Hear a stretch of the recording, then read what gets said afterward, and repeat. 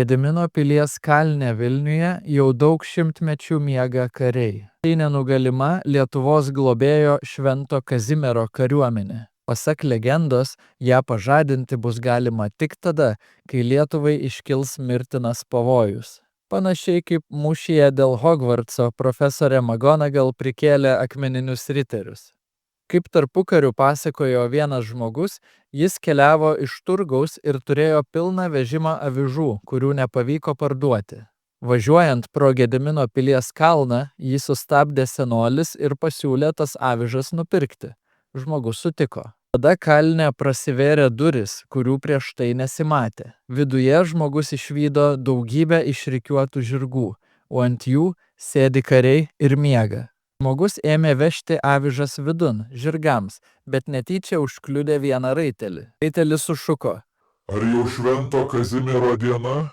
Nesulaukęs atsakymo, vėl užmigo. Senolis užmokėjo žmogui už avižas ir liepė niekam nepasakoti, ką matęs. Vežimui išvažiavus, durys kalne vėl užsivėrė ir jų nebesimatė. Sakoma, kad iki šiol, pridėjus ausį prie Gedimino kalno, galima išgirsti, kaip kažkas alsuoja.